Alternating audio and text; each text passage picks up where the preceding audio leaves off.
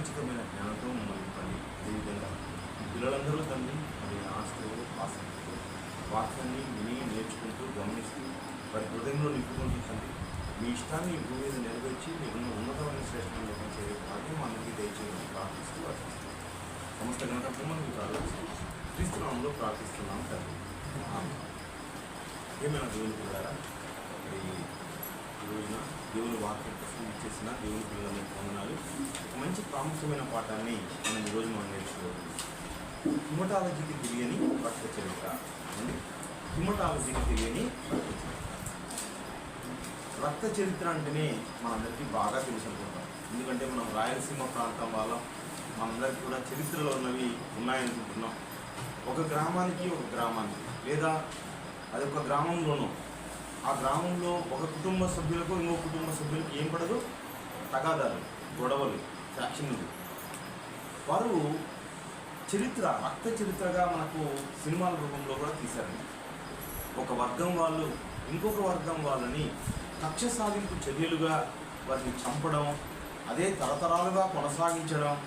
3 తరాలు అయిందండి ఈ గ్రామం ఇలా ఉంది, 30 ఏళ్ళు అయిందండి ఇలా ఉంది, 100 ఏళ్ళ నుండి ఇలా ఉంది అని మనం మాట్లాడుకుంటూ ఉంటాం.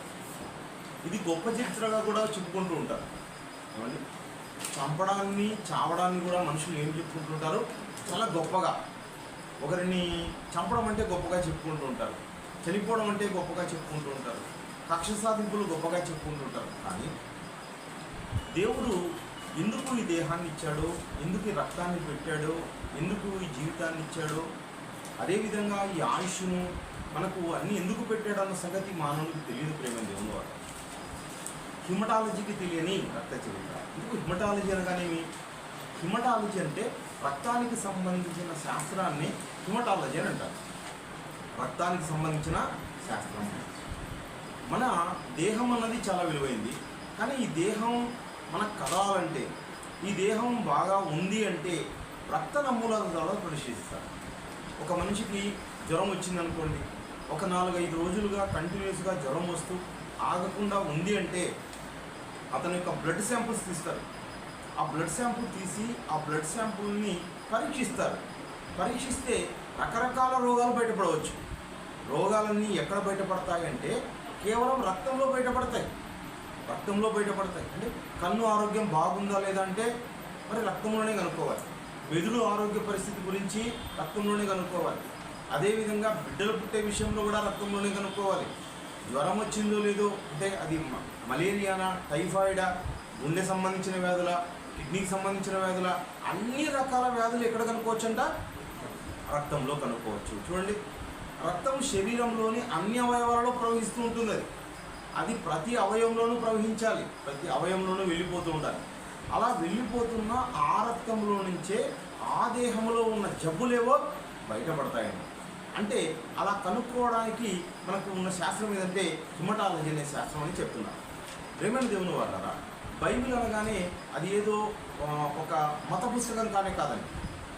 బైబిల్ అనేది మహాజ్ఞాన గ్రంథం, అన్ని శాస్త్రాలను అధిగమించిన గ్రంథం. అందుకనే మన టైటిల్ ఏమంటే సకల శాస్త్రాలను అధిగమించిన గ్రంథం బైబిల్. అన్ని ఏవైతే శాస్త్రాలు ఉన్నాయో అన్ని శాస్త్రాల కన్నా గొప్ప గ్రంథం బైబిల్.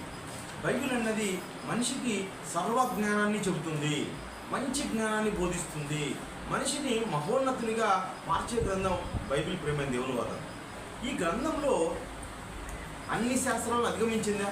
శాస్త్రాతీత గ్రంథమా అంటే దానియేలు గ్రంథము 1వ అధ్యాయం 17వ వచనం చూద్దాం అన్నమాట.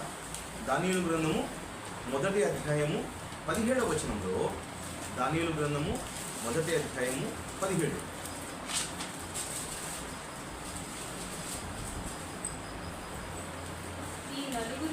ఈ నలుగురు బాలుర సంగతి ఏమనగా దేవుడు వారికి జ్ఞానమును సకల శాస్త్రాల ప్రవీణతయు. చూడండి, సకల శాస్త్రాల ప్రావీణ్యత. సకల శాస్త్రాలలో ప్రావీణ్యత ఎవరికి ఇచ్చాడంట దేవుడు? బాలురకు, నలుగురు బాలురకు అంటున్నాడు. షద్రక్, మేషక్, అబేద్నగో, దానియేలు గారు. దానియేలు, షద్రక్, మేషక్, అబేద్నగోలకు ఏమిచ్చంటే భూమి మీద ఉన్న సకల శాస్త్ర ప్రావీణ్యత దేవుడు అనుగ్రహించాడు. అంటే సకల శాస్త్రాలు ఎవరి ద్వారా వచ్చాయి, ఎవరి ద్వారా కలిగాయి? దేవుని ద్వారా కలిగాయండి. ఈరోజు భూమి మీద ఉన్న నువ్వు అంటున్నవే పక్షులకు సంబంధించిన శాస్త్రం అని. అది పక్షి శాస్త్రమైన, జంతు శాస్త్రమైన, వృక్షశాస్త్రమైన, మానవ దేహ నిర్మాణ శాస్త్రమైన, అంతరిక్ష శాస్త్రమైన, భూగర్భ శాస్త్రమైన, అన్ని శాస్త్రాలకు మించిన జ్ఞానం ఎక్కడుందంటే దేవుని దగ్గర ఉంది. ఆ దేవుడే వారికి అనుగ్రహించాడని చెప్తున్నాడు. ఏమండి, వారిలో లేదు, అనుగ్రహించిన వాడు ఒకడున్నాడు, ఆయన పరలోకమందు ఉన్నాడు. ఆయన దగ్గర ఉంది జ్ఞానం. ఆ జ్ఞానం ఏమిస్తున్నాడు? దేవుడు అనుగ్రహిస్తూ ఉన్నాడు. అంటే అన్ని జ్ఞానాలకు మించిన జ్ఞానం దేవుని దగ్గర ఉంది. ప్రేమ దేవుడు వారు ఈరోజు మానవుడు దేన్ని సృష్టించలేడు. మానవుడు దేన్ని ఏమండి, ఒక మనిషిలో ఒక చిన్న అవయవాన్ని చేయగలడా? ఆలోచించండి, చేయలేరండి. ఒక గుండెను, మానవ గుండె ఒక అవయవం గురించి కదా చెప్తున్నది. ఒక కన్ను కృత్రిమంగా చేయగలరంటే కృత్రిమ కన్ను చేయలేరు. మనం కూడా ఒకప్పుడు మనం టీవీలలో లేకపోతే సీరియళ్ళలో పాటల్లో మరి ఒక డూప్లికేట్ కన్ను చేసినట్టుగా కనబడుతుంది. ఆ కన్ను దగ్గరికి పోయి ఇది గాజు కన్ను అండి అంటారు. నిజంగా కన్ను మాదిరే కనబడుతూ ఉంటుంది. బా ఇంత బాగా చేశారు, నిజమైన కన్ను మాదిరే ఉంది అని దాని దగ్గర పోయి పరిశీలిస్తే ఆ కన్ను కనబడదు. ఏమంటే గాజు కన్ను కనిపిస్తుందా? కనపడదండి. అది కనబడుతుంది అంతే. అది కన్నులా కనిపిస్తుందే తప్ప కన్నుకు మనిషి చేసే జ్ఞానం మనిషికి లేదు. అంటే ఇతర మనిషి మీద ఆధారపడాలి. కన్నులో ఏవైనా భాగాలన్నవి పోతే అవి మరి వేరొకరికి మార్చేటట్టుగా ఉంటే ఆ రెటీనానో ఏవైనా కొన్ని అవయవాలు ఇతర కన్నుల నుంచి స్వీకరించి దాన్ని మార్చి ఆ కన్నును పని చేయించొచ్చే తప్ప కన్నులో ఏ అవయవము మానవునికి చేయడం కుదరదు. అదేవిధంగానే మనం రక్తానికి సంబంధించిన శాస్త్రం అని అంటాం. రక్తంలో ప్రేమైన దేవుని వాళ్ళారా కొన్ని రకాల గ్రూపులు ఉన్నాయండి. ఈ గ్రూపులను 1937వ సంవత్సరంలో కారల్ ల్యాండ్ స్టీనర్, శాస్త్రవేత్త పేరండి కారల్ ల్యాండ్ స్టీనర్ అనే శాస్త్రవేత్త రక్తంలో గ్రూపులను తెలియజేయడం జరిగింది. కారల్ ల్యాండ్ స్టీనర్ అనే శాస్త్రవేత్త అంటే ఆ శాస్త్రవేత్త కనుగొనంత వరకు కూడా రక్తంలో గ్రూపులు ఉన్నాయన్న సంగతి మనుషులకు తెలియదు. రక్తం ఉందని తెలుసు, అందరు రక్తాలు ఒకటే అనుకున్నారు, మనుషుల రక్తాలన్నీ కూడా ఒకటే అనుకున్నారు. గత కాలంలో అండి దేశాలకు మధ్య యుద్ధాలు జరిగే సందర్భాలలో సైనికులలో నుండి మరి రక్తం విపరీతంగా కారిపోతే, అతడు చనిపోతూ ఉంటే ఇతరుల రక్తాలను ఏం చేశారంటే ఎక్కించడం జరిగింది. రక్తాన్ని ఎక్కించిన తర్వాత వారు చాలా తొందరగా చనిపోవడం జరుగుతుంది. రక్తాన్ని ఎక్కిస్తే ఏమవుతున్నారు? తొందరగా చనిపోతున్నారు. ఎందుకు చనిపోతున్నారో మనుషులకు తెలియదు. ఏమంటే ఒక రక్తం ఇంకొక రక్తం పట్టదు అన్న సంగతి కూడా ఆ రోజుల్లో తెలియదండి. అదేవిధంగా బ్రిటిష్ శాస్త్రవేత్త అయిన విలియం హార్వే అనే శాస్త్రవేత్త ఎన్నో జంతువులను పరిశీలించి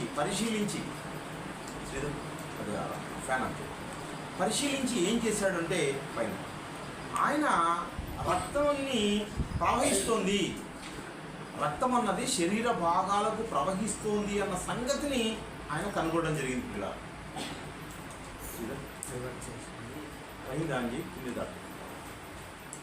రక్తాన్ని ఆయన ఏం చేశాడు అంటే రక్తాన్ని శరీర భాగాలలో రక్తం అన్నది ప్రవహిస్తోంది అని విలియం హార్వే అనే శాస్త్రవేత్త చెప్పడం జరిగింది.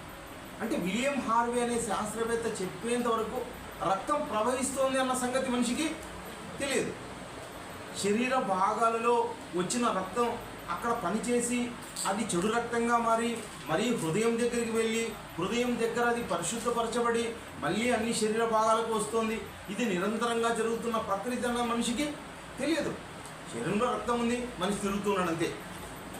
ఏం జరుగుతుందో, ఏ ప్రక్రియ జరుగుతుందో అన్న విషయం మనిషికి బొత్తిగా తెలియదు. కూడా అంటే విలియం హార్వే చెప్పిన తర్వాత, బ్రిటిష్ శాస్త్రవేత్త చెప్పిన తర్వాత ఆయన కొన్ని నిరూపణలు చేసి ఇదిగో రక్తం అన్నది ప్రవహిస్తుంది, రక్తనాళాలు గుండా ప్రవహిస్తుంది, అది పని చేస్తుంది, మనం పని చేస్తున్నామంటే రక్తం అక్కడ ఖర్చు అయిపోతుంది, మరి తిరిగి అది మళ్ళీ వెళ్ళిపోతుంది, వెనక్కి వెళ్ళిన తర్వాత చెడు రక్తం మళ్ళీ మంచి రక్తంగా మారుతుంది. మంచి రక్తం అన్నది ధమనులో ప్రవహిస్తుంది, చెడు రక్తం అన్నది సిరలో ప్రవహిస్తుంది. ఈ విధంగా చెప్పడం అన్నది జరిగింది. ఇప్పుడు గుండెలో మరి 4 రకాల భాగాలు ఉన్నాయని, జఠరికలని కర్ణికలని అంటారని, ఇది కుడి కర్ణిక, కుడి జఠరిక అని ఇట్లా అన్నీ చెప్పడం ద్వారా మనుషులకు కొద్దిగా శాస్త్ర విజ్ఞానం గురించి వాళ్ళు పరిచయం చేయడం జరిగింది. గుండెకు సంబంధించి, రక్తానికి సంబంధించి వాళ్ళు పరిచయం చేయడం జరిగింది. అదేవిధంగానే రక్తం అన్న తర్వాత రక్తం ఎరుపుగా ఉంటుంది. రక్తం ఎర్రగా ఉండడానికి కారణం ఏమంటే హిమోగ్లోబిన్ ఉండడం వల్ల రక్తం అన్నది ఎర్రగా కనిపిస్తుంది. అదేవిధంగానే రక్తంలో మనం రక్తం అంటే ఒకటి అనుకుంటున్నాం, కానీ దాంట్లో భాగాలు ఉన్నాయి. ఎర్ర రక్త కణాలు, తెల్ల రక్త కణాలు, అదేవిధంగా రక్త ఫలకికలు, ఏమండి సీరం అనేది, అంటే ఇవన్నీ భాగాలు, రక్తంలో ఉన్న భాగాలు. ఆ ఎర్ర రక్త కణాలు అన్నవి ఏమైంది దేవుని వాళ్ళరా, అవే ఉండడం వల్లనే రక్తం ఎర్రగా కనిపిస్తుంది. రక్తం ఎర్రగా కనబడడానికి కారణం ఏమంట, ఎర్ర రక్త ఫలకికలు, ఎర్ర రక్త కణాలు. ఈ ఎర్ర రక్త కణాలు తగ్గాయనుకోండి, ఏమొస్తుంది, రక్తహీనత అన్నది ఏర్పడుతుంది. కానీ ఆరోగ్యవంతమైన మానవులు అయితే 5 లీటర్ల నుండి 8 లీటర్ల రక్తం అనేది ఉంటుందండి. మనిషి బాగా పుష్టిగా ఉండి బాగా ఎత్తుగా బలంగా లావుగా ఉన్న వాళ్ళలో 8 లీటర్ల వరకు కూడా రక్తం ఉండే అవకాశం ఉంది. 5 నుంచి 8 లీటర్ల రక్తం అన్నది మనిషిలో ప్రవహిస్తుంది. ఇది ద్రవరూప కణజాలం, ఇది ఒక కణజాలం అండి, కానీ ద్రవరూపంలో ఉంటుంది. ఆ రక్తం ఎగిన బయటికి ఒక్కసారి వచ్చినట్లయితే ఆ రక్తం గడ్డకడుతుంది. రక్తం గడ్డకడుతుంది. ఈ రక్తం గడ్డకట్టడానికి కారణం ఏమంటే ఆ రక్త ఫలకికలు. ఆ రక్త ఫలకికలు ఉండడం వల్లే రక్తం గడ్డకడుతుంది. ఆ రక్త ఫలకికలలో ఏమైనా లోపం జరిగింది అంటే, రక్తం ఎక్కువగా బయట ప్రవహించింది అంటే ఏమవుతుందండి, మనిషి చనిపోయే ప్రమాదం ఉందండి. కనుక అన్ని అవసరమే ఇవ్వండి. అదేవిధంగా శ్వేత రక్త కణాలు కానీ తెల్ల రక్త కణాలు కానీ, తెల్ల రక్త కణాల వల్ల మనకు లాభం ఏమి అని అనుకుంటే, ఆ తెల్ల రక్త కణాలు అన్నవి ఏం చేస్తాయంటే మనిషిలో రోగ నిరోధక శక్తిని పెంచుతాయి. మనిషిలో రోగాలు వచ్చినప్పుడు పోరాడే గుణం ఏది నింపుతుంట, తెల్ల రక్త కణాలకి ఉందంట. ఆ తెల్ల రక్త కణాలు ఏం చేస్తాయంటే ఆ రక్తములో ఏవైతే వస్తాయో, బ్యాక్టీరియా వస్తుందో, వైరస్ వస్తుందో వాటితో పోరాడి మనిషికి ఆరోగ్యాన్ని ఇస్తాయి. అంటే అవి పోలీసులు లాంటివి ఏమండి. ఒక పోలీసులాగా మన శరీరంలో దేవుడు ముందుగానే ఏర్పాటు చేశాడు. అంటే అంత వ్యవస్థ అన్నది ఉంది ప్రేమైన దేవుని వల్ల ఈ రక్తం గురించి. ఏమండి, దేహం అన్న వెంటనే వ్యవస్థల కలయిక. ఎన్నో వ్యవస్థలన్నా ఉన్నాయి మన దేహంలో కూడా. మన దేహంలో ఎలాంటి వ్యవస్థలు ఉన్నాయి అంటే ఏమండి, మన శరీరాన్ని పట్టుకున్నాం అనుకోండి, ఎముకలు కనిపిస్తాయి.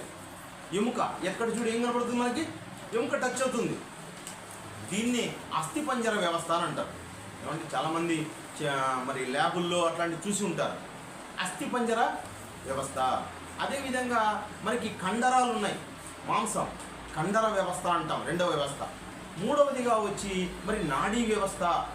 అదేవిధంగా మనకు ఏమండి ఈ వీటే కాకుండా మరి జీర్ణం అన్నది జరుగుతుంది మనకి. జీర్ణ వ్యవస్థ, ప్రత్యుత్పత్తి వ్యవస్థ, శ్వాస వ్యవస్థ, ఏమండి ఇవన్నీ కూడా వ్యవస్థలుగా, అంటే రక్త ప్రసరణ వ్యవస్థ, నాడీ వ్యవస్థ, ఇవన్నీ కూడా మనకు దేహంలో 8 రకాల వ్యవస్థలు అన్నవి ఉన్నాయి ప్రేమ దేవుని వల్ల. 8 రకాల వ్యవస్థలు అన్నవి మన దేహంలో కనిపిస్తున్నాయి. ఏవి అంటే అస్థిపంజర వ్యవస్థ, కండర వ్యవస్థ, నాడీ వ్యవస్థ, రక్త ప్రసరణ వ్యవస్థ, ప్రత్యుత్పత్తి వ్యవస్థ, విసర్జక వ్యవస్థ, శ్వాస వ్యవస్థ, జీర్ణ వ్యవస్థ. 8 రకాల వ్యవస్థలు అన్నవి ఉన్నాయి. ఏ విధంగా అయితే మనకు ఏమండి రక్షణకు ఒక వ్యవస్థ ఉంటుందో మనం పెట్టుకున్నాం, అంటే రక్షణ వ్యవస్థ అని పెట్టుకున్నాం. బార్డర్ సెక్యూరిటీ ఫోర్స్, అదేవిధంగా పోలీస్ వ్యవస్థ, న్యాయ వ్యవస్థ, విద్యా వ్యవస్థ, ఇలా ఎలా వ్యవస్థలు ఉన్నాయో ఒక వ్యవస్థ ఇంకో వ్యవస్థతో ముడిపడి ఉంటుంది. ఏమండి అన్ని వ్యవస్థలు కలగలిపి పనిచేస్తూ ఉంటాయి. పరిపాలనా వ్యవస్థ అంటాం.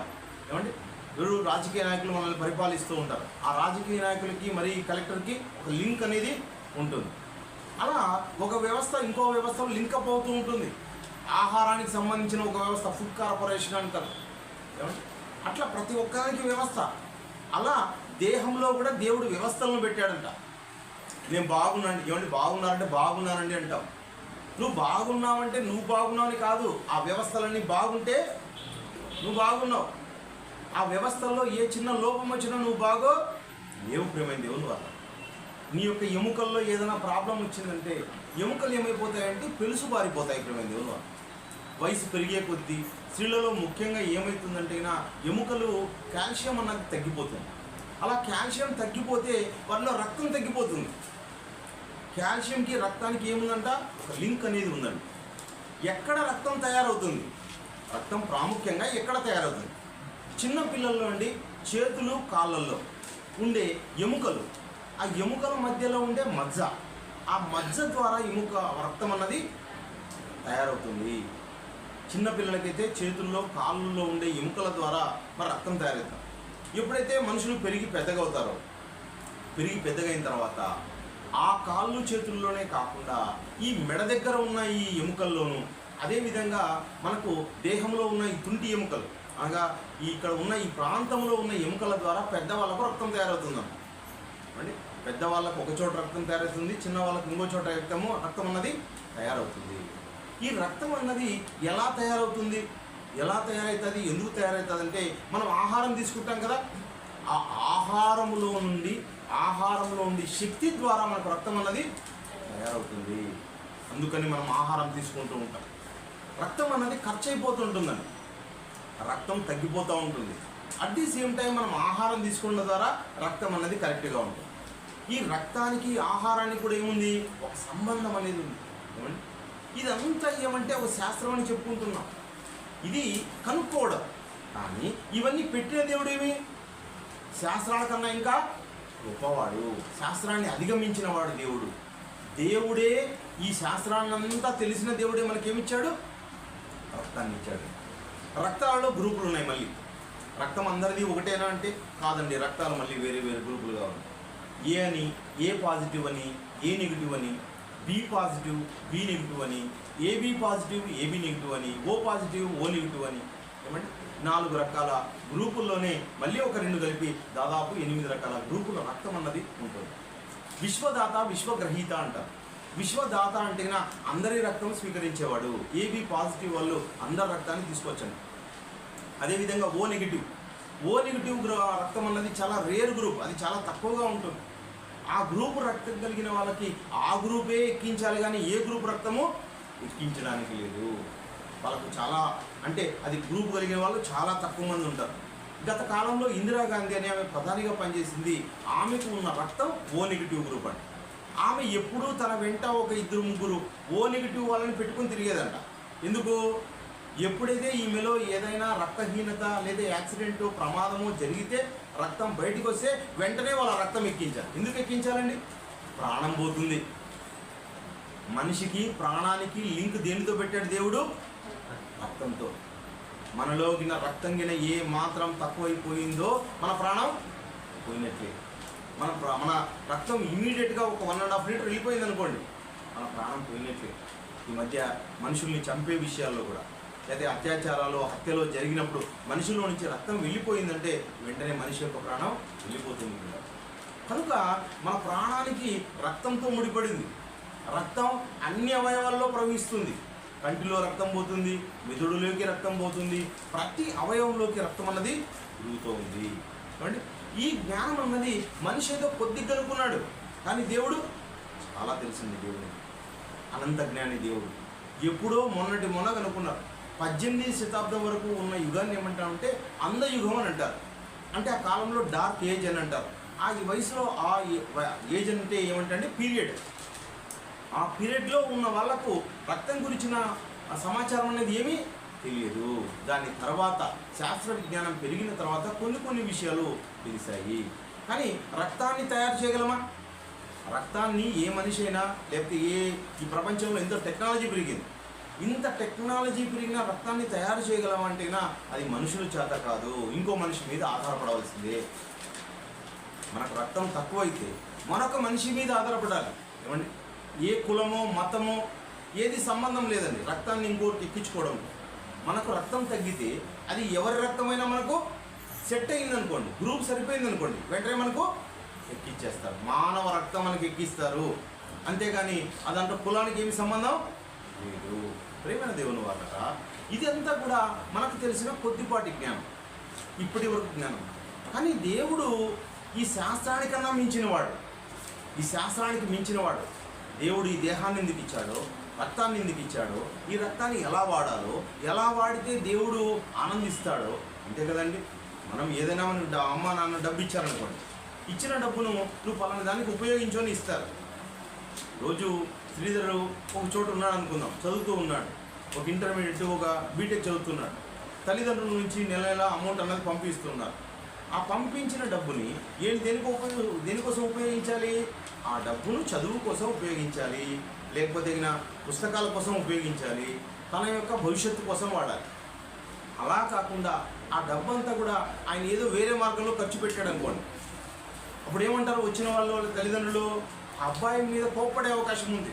నేను ఎందుకోసం పంపిస్తున్నావు, ఎందుకోసం నువ్వు ఇక్కడ ఉన్నావు, నువ్వు చదవాలి కదా, నేర్చుకోవాలి కదా, భవిష్యత్తు బాగుండాలి కదా, అందుకోసం కదా మా రెక్కలు ముక్కలు చేసుకొని మా రక్తాన్ని ఖర్చు పెట్టి నీకు డబ్బును పంపిస్తున్నాం. రక్తము రూపంలో మా రక్తాన్ని ఖర్చు పెట్టి ధనం రూపంలోకి మార్చి దాన్ని పంపిస్తుంటే నువ్వేం చేస్తున్నావు అని ప్రశ్నిస్తారు. అంటే దేవుడు కూడా నీకు ఇచ్చిన రక్తాన్ని నిన్ను కూడా దేవుడు ఏం చేస్తాడు? ప్రశ్నిస్తాడు. దేవుడు నీ రక్తం విషయంలో విచారణ చేస్తాడు. నీ రక్తాన్ని ఇచ్చిన దేవుడు నిన్ను కూడా అడుగుతాడు.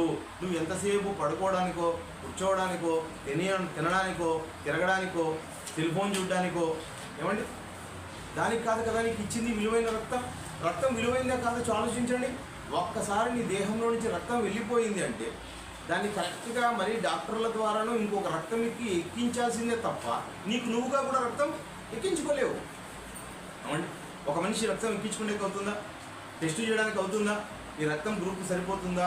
ఇదంతా కూడా కరెక్ట్గా ఉందా? మ్యాచింగ్ అయ్యిందా? మ్యాచింగ్ అంటారండి. మీరందరికీ బాగా తెలుసు, ఎప్పుడైతే డెలివరీస్ ఉంటాయో ఆ డెలివరీస్ టైంలో చెప్తూ ఉంటారు, అమ్మ ముందుగానే ఒక 2 యూనిట్ల రక్తం సెట్ చేసి పెట్టుకోండి, 1 యూనిట్ రక్తం సెట్ చేసి పెట్టుకోండి అని డాక్టర్లు చెప్తూ ఉంటారు. కనుక రక్తం అన్నది చాలా విలువైంది ప్రేమ దేవుని వల్ల. ఈ రక్తాన్ని మన దేవుడు దేహంలో అమర్చాడు. మనుషులు అమర్చింది కాదు, ఇది సాక్షాత్తు దేవుడు అమర్చింది. ఏమంటే ఈ దేహంలో ప్రతి అవయవాన్ని చూసినప్పుడు మనిషికి ఏం కలగాలంట?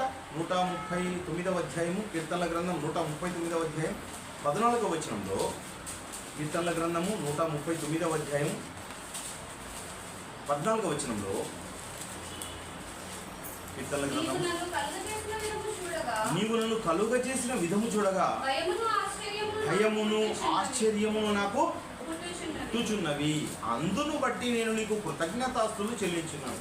దేవా, తండ్రి, నాన్న, నేను నీకు ఎందుకు కృతజ్ఞతాస్తులు చెల్లించుచున్నాను అంటే నీవు నన్ను కలుగజేసిన విధం. చూడండి, నన్ను ఎలా కలుగజేశావు? ఇది రక్తాన్ని నుంచి కలుగజేశావు. ప్రపంచంలో కొన్ని రక్తపు గ్రూపుల్లో నా గ్రూపు రక్తాన్ని కూడా ఇచ్చావు. నాకు దేహాన్ని ఇచ్చావు, దేహంలో వేలిముద్రని ఇచ్చావు. ఆ వేలిముద్ర, కనుపాప ఈ ప్రపంచంలో వాళ్ళకి ఎవరికి లేవండి. నీకున్న కనుపాప, నీకున్న వేలిముద్ర ఈ ప్రపంచంలో ఎవరికైనా ఉందా? ఎవరికి లేదు. ప్రత్యేకం. నేను ప్రత్యేకం. నేను మనుషులందరిలో నేను కాదు, నేను ప్రత్యేకమైన వాడిని నువ్వు తెలుసుకోవాలి, నువ్వు గుర్తించాలి. అలా గుర్తిస్తేమంట నా అంతరంద్రియములు నీవు కలుగజేసిన విధానాన్ని బట్టి నాకేం కలుగుతుంది? ఆశ్చర్యం. నీవు నన్ను కలుగజేసిన విధము చూడగా భయమును ఆశ్చర్యమును. ఏమంటే లోపల ఉన్న అవయవాలు చూస్తే గుండె ఒక పక్క, మధ్యలో చూస్తే ఏముందంట? ఊపిరితిత్తులు ఉన్నాయండి. గుండె ఎంత ఉందండి? మన ఎడమ చేతి పిడికిలంత పరిమాణంలో ఉంటుంది. మన ఎడమ చేతి పిడికిల్ని ఈ విధంగా బిగిస్తే ఎంత ఉంటుందో ఈ పరిమాణంలో మన గుండె ఉంది. ఆ గుండెకు మరి ఎన్నో వాల్వులు, ఏమంటే ఎన్నో దానికన్నీ మరి గొట్టాలు. ఆ గొట్టాలలో రక్తం ప్రవహించడం ఏమో నేర్పించావు దానికి ఏమన్నా విద్యని? ఏ గొట్టంలో రక్తం పోవాలో, ఏ గొట్టంలో బయటికి రావాలో. ఏమంటే మన గుండెని మనం ఎప్పుడైనా చూసామా? ఎవరూ చూడలేదు. ఎవరు చూసారేమో కానీ నేనైతే చూడలేదు నా గుండెని. అవి అవయవాలు ఎలా ఉన్నాయో కూడా తెలియదు. మనం ఉన్నామంతే ఈ దేహంలో. దేవుడు కలుగజేశాడంట నీ యొక్క అవయవాలను. అలా ఆ రక్తం వచ్చిన తర్వాత ఆ రక్తం అన్నీ దేహంలో అంతా ప్రవహించాలండి. దేహం అంతా ప్రవహించాలి, ప్రతి నరనరాల్లోకి వెళ్ళిపోవాలి. కాలు చివరి మొదలుకొని ఏమండి తలలో ఉన్న మెదుడు వరకు ప్రతి అవయవాల్లోనికి, చర్మాల్లోకి అంతా ప్రవహిస్తూ ఉండాలి. అది తిరుగుతూ ఉంటుంది. ఒక రోజుకి కొన్ని గ్యాలన్ల రక్తం ఒక మరి ట్రైన్లు లాక్కుపోతుంటాయి. ట్రైన్లు నూనె ట్యాంకులను లేకపోతే పెట్రోల్ ట్యాంకులను లాక్కుపోతుంటాయి. ఏమండి వాటిని ఏమంటారు? గూడ్స్ ట్రైన్లు అండి. అట్లా గూడ్స్ ట్రైన్లకు సంబంధించినంత రక్తాన్ని వడబోస్తుంటాడు. కిడ్నీలు వడబోస్తాయంట, అంత రక్తాన్ని వడబోయాలంట. అదేవిధంగా మన యొక్క గుండె అంత రక్తాన్ని ఏం చేయాలంట? మరి శుద్ధంగా మారుస్తూ ఉండాలంట. చూడండి, మనమేమో ప్రశాంతంగా ఉంటాం, మనమేమో నిద్రపోతూ ఉంటాం, తింటూ ఉంటాం, తిరుగుతూ ఉంటాం, ఆడుకుంటూ ఉంటాం. కానీ వాటి పని చూడండి ఇట్లదో. ఒక కిడ్నీలో 4.5 లక్షల నెఫ్రాన్లు అంటే వడగొట్టేవి జాలరీలు, రక్తాన్నంతా వడగొట్టాల పని. ఎంత పని పెట్టాడండి దేవుడు. వాటన్నిటి గురించి ఆలోచిస్తే మనకు భయం పుట్టాలంట ప్రేమ దేవుని వల్ల. మనిషిలో ఏం పుట్టాలని దేవుడు కోరుకున్నాడు? భయం. దేవా ఈరోజు చిన్న చిన్న వాటిని ఇచ్చిందని బట్టి మనం కృతజ్ఞతలు చెప్తాం. ఏమండి, మనకి ఎవరన్నా కానీ పెళ్లిలో ఒక రింగు పెట్టారనుకోండి, మా అత్త ఎంత మంచిదండి, మా పిన్ని ఎంత మంచిదండి, లేకపోతే మా తాత ఎంత మంచోడండి, మా బాబు ఎంత మంచోళ్ళండి, నాకు రింగు పెట్టారండి, చైన్ పెట్టారండి, మెడలో వేసిన చైన్ బట్టి. కానీ దేవుడు ఇచ్చిన అవయవాలు ఎవరైనా ఇచ్చే అవయవాలు అవి ఎవరు ఇవ్వరండి. మీరు అడిగి చూడండి, ఎవరైనా ఒక 2 కిడ్నీలు కానీ ఒక కిడ్నీ కానీ ఇస్తారేమో, అడగండి ప్రత్యక్షంగా, ఇస్తావా ఇస్తావా ఇస్తావా అని. ఎవరు ఇవ్వరండి. చాలా విలువైనవి. నీకు దేవుడిచ్చిన దేహము, ఆ దేహంలో ఉన్న అవయవాలు చాలా గొప్పవి. ఆ అవయవాలను బట్టి నీకు ఏం కలగాలంట? భయం కలగాలంట, ఆశ్చర్యం కలగాలంట. ఇంత పని పెట్టావా తండ్రి తల్లకి, అవయవాలకి ఇంత పని పెట్టావా అంటే. కొత్త కొత్త న్యూరాన్స్ అంటండి. బ్రెయిన్ అన్నది బాగా పనిచేయాలంటే కొత్త కొత్త న్యూరాన్స్ అనేవి పుట్టాలంట. బ్యాంక్ ఎంప్లాయర్స్ కానీ, రాజకీయవేత్తలు కానీ, లేకపోతే మంచి చదువులు కానీ, స్టూడెంట్స్ కానీ బాగా చాలా షార్ప్గా ఉండడానికి కారణం ఏమి? కొత్త కొత్త న్యూరాన్స్ అన్న వాళ్ళకి పుడుతుంది. కొత్త కొత్త టెక్నాలజీ అన్నది మనం నేర్చుకోవాలంటే ఎలాగుంటే అలానే ఉన్నాం అనుకోండి, మన బ్రెయిన్ షార్ప్గా ఉండదంట. ఆలోచిస్తూ ఉండాలి. కుడి చేతి కన్నా కుడి చేతితో పని చేసేవాళ్ళు ఎడమ చేతిని ఎక్కువగా యూజ్ చేయడం వల్ల బ్రెయిన్లో న్యూరాన్స్ అనేవి బాగుంటాయి, కొత్త కొత్తగా పుడతాయండి. అంటే మనం బ్రష్ చేస్తున్నాం అనుకోండి, ఎడమ చేయి వాడాలంట. ఏదైనా తింటున్నాం అనుకోండి, ఏదైనా ఇప్పించుకోవాలనుకోండి, ఎడమ చేయిని వాడాలంట. మామూలుగా అంటుంటారు, కుడి చేతితో వాడుతున్నాం, ఎడమ చేయి అసలు యూజ్ చేయకూడదని. కానీ ఎడమ చేయిని, కుడి చేతి రాత రాసే వాళ్ళు ఎడమ చేయిని ఎక్కువగా యూజ్ చేయాలంట. అంటే ఇవన్నీ కూడా శాస్త్రం ఏదో కొద్ది కొద్దిగా తెలుస్తుంది. కానీ వీటిని పెట్టిన దేవుడు చాలా గొప్పవాడండి. దేవుణ్ణి ఎంత పొగిడినా కూడా తక్కువ ప్రియులారా, చాలా తక్కువ, చాలా గొప్పవాడైనా. అంత గొప్ప దేవుణ్ణి మెప్పించే విధంగా మనం భూమి మీద బతకాలి. తల్లి గర్భం అంటాం. తల్లి గర్భంలో మనం ఉన్నాము అంటే, మనం అందరం కూడా తల్లి గర్భంలో వచ్చిన వాళ్ళమే. మీరందరూ మీ తల్లి గర్భాలలో ఉన్నప్పుడు అక్కడ 100 degrees ఫారెన్హీట్ ఉండాలంట. కరెక్ట్గా అంతే ఉండాలంట ఫారెన్హీట్. అది ఏమండి, అంత కరెక్ట్గా ఉంటేనే ఆ తల్లి గర్భంలో నీ దేహంలో అవయవాలన్నీ బాగా కరెక్ట్గా ఉంటాయండి. క్లోజ్డ్ సర్క్యూట్ అండి. అంటే ఒక చీకటి గది, ఆ చీకటి గదిలో నువ్వు ఉన్నావు, పిండంగా ఉన్నావు. అలా ఉండాలని పెట్టినవాడు ఎవరు? దేవుడు. అది అక్కడ ఉండి పెంచుతున్నాడు నిన్ను. ఆ తల్లి గర్భములో ఒక చీకటి గదిలో పెట్టి నీకు అన్ని అవయవాలు ఇస్తూ ఉన్నాడు. నువ్వు ఒక స్త్రీగా పుట్టాలన్నా, ఒక పురుషుడిగా పుట్టాలన్నా దానికి కారణం ఎవరు? ఆ కలుగజేసిన దేవునికి మనం ఏం చేయాలంట? ఆ దేవుడు చేసిన ఆశ్చర్య క్రియను బట్టి నువ్వేం చేయాలంట? భయమును ఆశ్చర్యము నువ్వు పొందాలి, ఆశ్చర్యం పొందాలి. మన దేహాన్ని, మన యొక్క అవయవాలను అద్దంలో చూసుకుంటుంటే మురిసిపోతుంటాం, మనం ఆనందపడుతూ ఉంటాం. ఇప్పుడు ఆశ్చర్యపోతాం అంటే ఎవరైనా ఆశ్చర్యపోయినారా?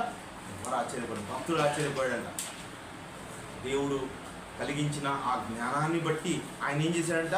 దేహంలో చూసినప్పుడు చాలామంది చింతిస్తూ ఉంటారు, బాధపడుతూ ఉంటారు. ఎందుకే ఇంకా ఇలానే ఎందుకున్నాను, ఇంతకంటే ఇంకా బాగుంటే మేలు కదా అనుకుంటారే. కానీ మనిషి బాగున్నవాడు సంతోషించి ఆనందిస్తాడే, కానీ కలుగ చేసిన దేవుణ్ణి కృతజ్ఞత చెల్లిస్తాడా? దేవా నాకు 2 కళ్ళు ఇచ్చావు, ఎంత గొప్పనైనా. నాకే ఒక కన్నే ఉంటే ఏమండి, నా పలువరుస బాగాలేకపోయింటే, నా పెదవే సరిగా లేకపోయింటే, నా యొక్క రంగే బాగాలేకపోయింటే, ఇప్పటికున్న ఈ దేహమైనా ఇలా ఉందంటే దానికి కారణం ఎవరు? దేవుడు. పిల్లరా, ఆ దేవుణ్ణి బట్టి మనం సంతోషించాలి. అందరికీ దంతాలు ఉన్నాయి, అందరి దంతాలు నీ దంతాలు ఒకటి కాదు.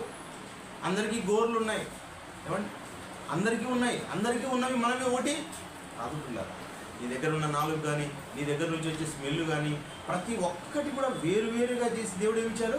నీకు ఇచ్చాడు.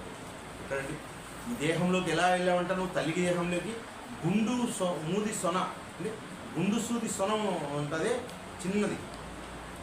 గుండు సూదికి ఏముంటుంది? మొన. ఆ మొన ఉంటుంది కదా, ఆ మొనని 1000 భాగాలు చేస్తే ఎంత చిన్నగా ఉంటుంది? అంత చిన్నవాళ్ళం అండి. అంత చిన్న వాళ్లకు దేహాన్ని ఇచ్చింది ఎవరు? దేవుడు. అంత చిన్నవాడివి నువ్వు ఒకప్పుడు, కంటికి కనిపించని వాడివి. ఈ కంటికి కనిపించని వానికి దేహాన్నిచ్చి ఈరోజు భూమి మీద దేవుడు నిన్ను నిలబెట్టడం జరిగింది. ఏమేమి దేవుని వాడారా? నీకు ఇచ్చిన ఏ అవయవాలు అయితే ఉన్నాయో ఈ అవయవాలు ఎవరి దగ్గర లేవు. నీకు ప్రత్యేకమైన సంగతిని గుర్తించాలి. ప్రేమైన దేవుని వాడారా? దేవుడు ఏవైతే అవయవాలు ఇచ్చాడో, దేహాన్ని ఇచ్చాడో, ఇవన్నీ కూడా ఎలాంటివంటే అండి, దీన్ని దేవుడు కనుగొనాలండి. ఇప్పుడు రక్తానికి సంబంధించిన శాస్త్రం అంటున్నాం, ఇది కనుక్కుంటే మనుషులకు మంచిది. ఏమండి, ఇప్పటికీ ఒకప్పుడు అంధయుగంలో ఉన్నప్పుడు తెలియదు, రక్త గ్రూపులు తెలియదు, రక్తంలో ఉన్న గ్రూపులు తెలియదు, ఏ రక్తాన్ని ఎలా ఎక్కించాలో తెలియదు. అది అలాగే ఉంటే మేలా, తెలుసుకుంటే మేలా. మనిషి తెలుసుకున్నాడు అనుకోండి, తెలుసుకున్నా కూడా దానికి కారణం ఎవరు? దేవుడు.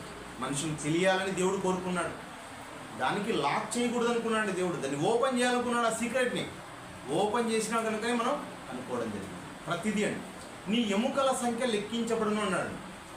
నీ ఎముకల సంఖ్య, దేవుడు బైబిల్లో మాట్లాడుతూ నీ ఎముకల సంఖ్య లెక్కించబడి ఉన్నది అంటాడు. లెక్కించబడాలని దేవుడు కోరుకున్నాడు. మనిషిలో ఉన్న ఎముకల సంఖ్య ఎంత అండి? 206 ఎముకలు. అంటే లెక్కించాలని దేవుడు కోరుకున్నాడు కనుక మనము లెక్కించగలుగుతాం. ఒక చేతిలో అండి, ఒక చేతిలో ఎముకల సంఖ్య 30 అండి. అంటే కుడి చేతిలో ఎముకలు 30, ఎడమ చేతిలో ఎముకలు 30. అదేవిధంగా కాళ్ళల్లో కూడా 30 కరెక్ట్గా 2 కలిపి 120. చూడండి, 2 చేతుల్లో 2 కాళ్ళల్లో 120 పెట్టాడు. అదేవిధంగా తలలో ఎన్ని ఉన్నాయంట? 2 అంటే 22 పోలీ పీసెస్ అన్న ఉంటాయంట. అంటే 22 పీసులతో దాన్ని అంతా ఏం చేశాడు? అమర్చాడు, చక్కగా కట్టాడు. అదేవిధంగా మొత్తం దేహంలో ఎముకలు ఎన్ని ఉన్నాయి? 206. ఎముకల సంఖ్యను కూడా దేవుడు ఇచ్చాడు. 22వ అధ్యాయం కీర్తనల గ్రంథం, అక్కడే 22వ అధ్యాయం 17 వచనం చూడండి. 22వ అధ్యాయం 17లో, కీర్తనల గ్రంథము 22వ అధ్యాయం 17 వచనంలో, నా ఎముకలన్నీయు నేను లెక్కింపగలను. అంటే లెక్కించాలని దేవుడు కోరుకున్నాడు. లెక్కించాలని కోరుకున్నాడు కనుకనే ఈరోజు మనం ఏం చేస్తున్నాం? ఎముకల్ని లెక్కించగలుగుతున్నాం. అదే కన్నా దేవుడు క్లోజ్ చేశాడు అనుకోండి, ఒక విషయాన్ని దేవుడు తెలుసుకోకూడదు మనిషి అనుకున్నాడు అనుకోండి, ఎప్పటికీ తెలుసుకోలేము. ప్రసంగి గ్రంథం 11వ అధ్యాయము, ప్రసంగి గ్రంథము 11వ అధ్యాయము 5వ వచనంలో, చూలాలి గర్భమందు ఎముకలు ఏ రీతిగా ఎదుగునది నీకు తెలియదు. అక్కడేమన్నాడు? ఎముకల గురించి తగిన నీకు తెలుసును అన్నాడు. నువ్వు లెక్కింపగలవు అన్నాడు, కనుక లెక్కించావు. ఇక్కడ నీకు తెలియదు అన్నాడు. అంటే ఏ పిండోత్పత్తి శాస్త్రవేత్తకైనా, ఏ డాక్టర్కైనా, ఎంత పెద్ద సైంటిస్ట్కైనా ఈ భూమి ఉన్నంత వరకు కూడా ఎవరికి కూడా ఎముకలు ఏ రీతిగా ఎదుగుతున్నాయి, తల్లి గర్భంలో, చూలాలి గర్భంలో, అక్కడ మాట దిగదంటున్నది, చూలాలి గర్భమందు ఎముకలు ఏ రీతిగా ఎదుగునది నీకు తెలియదు, తెలియకూడదు అనుకున్నాడు. అంటే దేవుడు ఏదైనా చేశాడు? లాక్ చేశాడు. లాక్ చేసిన తర్వాత దాన్ని తీయడం ఎవరి తరము? ఒకనాడు నోవాహు ఓడలో కూడా, నోవాహు వెళ్ళిన తర్వాత లాక్ చేసింది ఎవరంట? దేవుడు లాక్ చేశాడని ఉంటుంది. దేవుడు దాన్ని మూసివేసానని ఉంటుంది. అంటే దేవుడు లాక్ చేసావో ప్రపంచంలో ఈ మనిషి తెలుసుకోలేదు.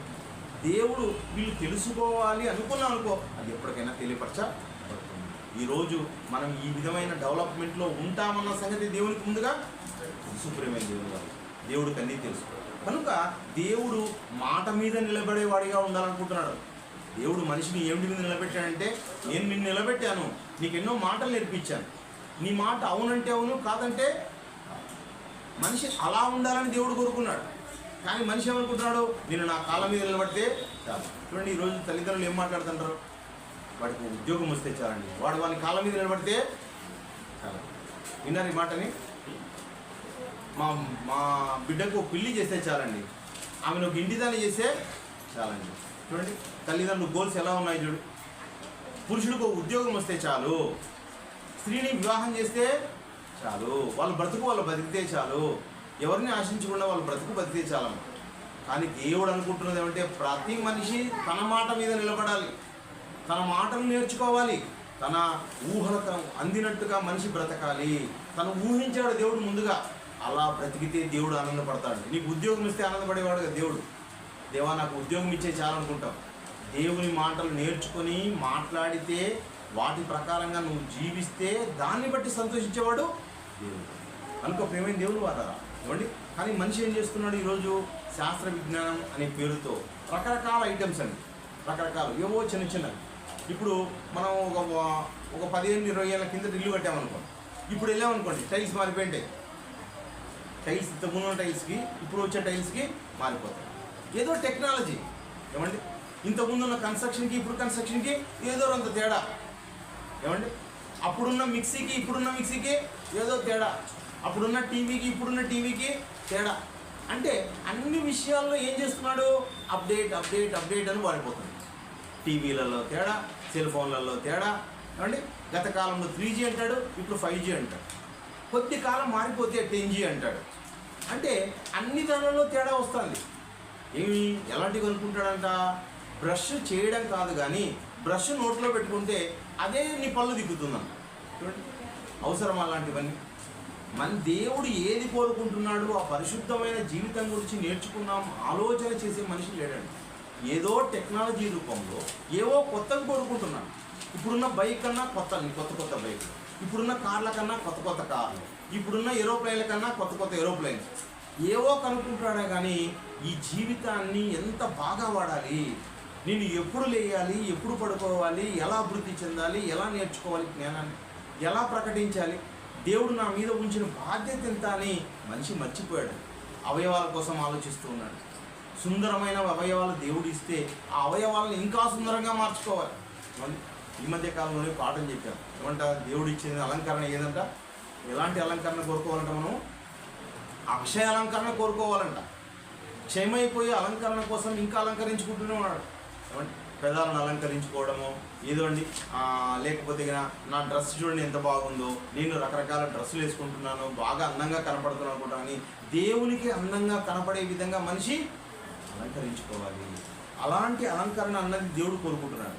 కానీ ఈ దేహం గురించి మాట్లాడుతున్నాం మనము, ఈ దేహంలో రక్తం గురించి మాట్లాడుతున్నాం.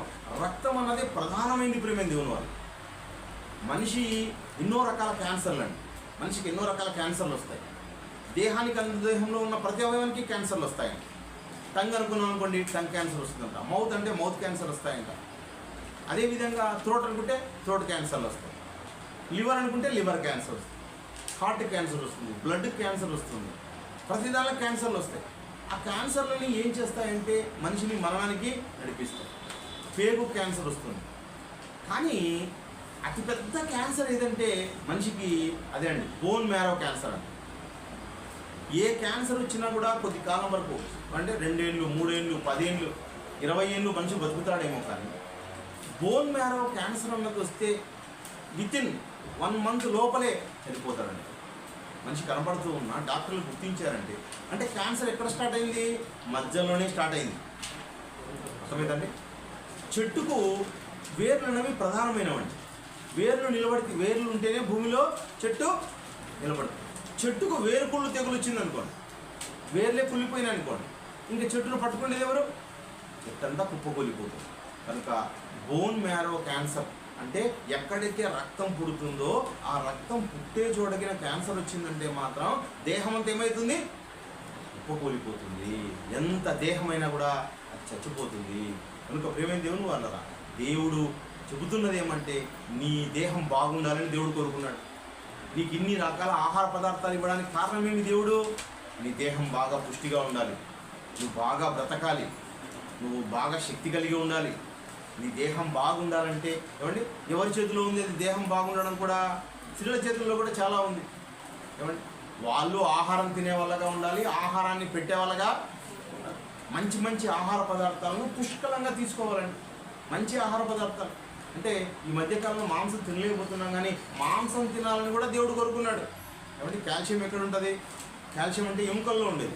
కనుక మనము ఆదివారం అంటే నువ్వు మాంసం తింటాం, చికెన్ తింటాం, మటన్ తింటాం అంటే బాగా తినాలని కూడా దేవుడే చెప్తున్నాడు. చూద్దామంటే యోబు గ్రంథము 21వ అధ్యాయం, యోబు గ్రంథము 21వ అధ్యాయం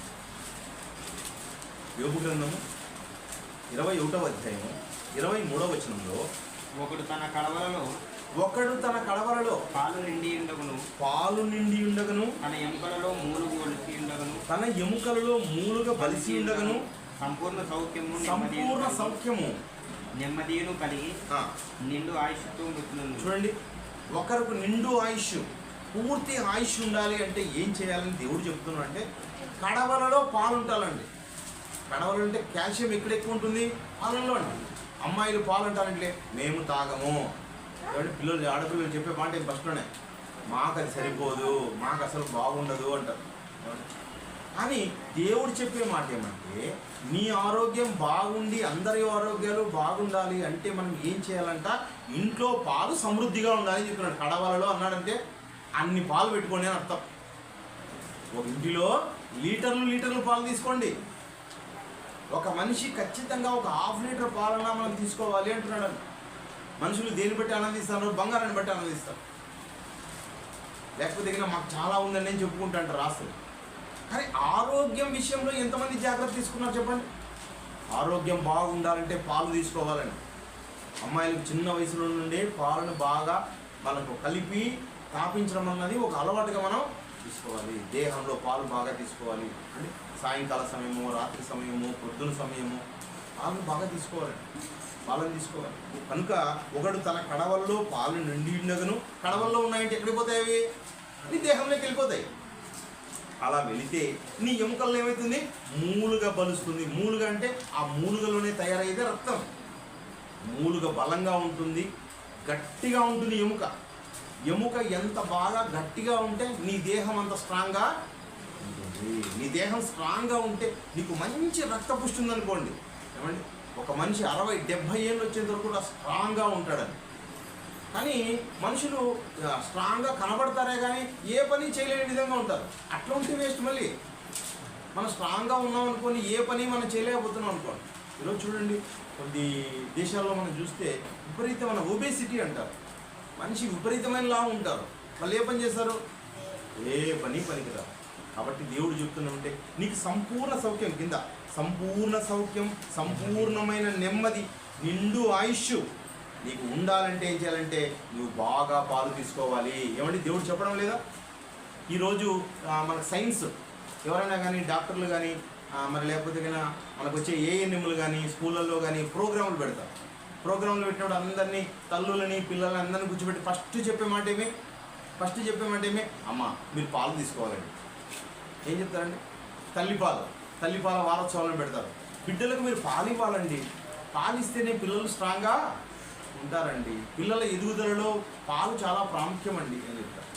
కాబట్టి మరి పాలన్నది మీరు తీసుకోవాలన్నది వీళ్ళు చెప్పడం కాదు. ఎవరు చెప్పారు? దేవాది దేవుడే చెప్తున్నాడు దేవుని వారు. అదేవిధంగా మాంసాహారం, మంచి దేవుడు ఏవైతే పల్సెస్ ఇచ్చాడో అవన్నీ తీసుకుంటే మీకు రక్తం వృద్ధి అవుతుందని, రక్తం బాగా స్ట్రాంగ్గా ఉండాలని దేవుడు చెప్పే మాట ఇంకోటి చూద్దాం. లేవీకాండము 15వ అధ్యాయం.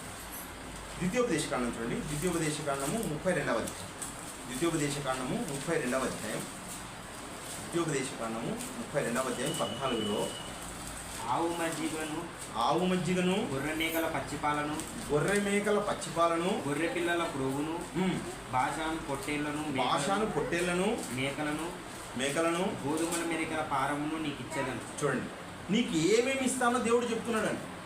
ఓ ఇశ్రాయేలులారా, మీకు ఎలాంటివి ఇస్తాను అంటే కింద మాటలో గొర్రె పిల్లల కొవ్వును అంటే గొర్రెల మాంసాన్ని, పొట్టేళ్ల మాంసాన్ని మీకు ఇస్తాను. గొర్రె మాంసము, పొట్టేలు మాంసం అన్నది మీకు ఏమిస్తుంది? మీకు మంచి రక్త వృద్ధిని కలిగిస్తుంది.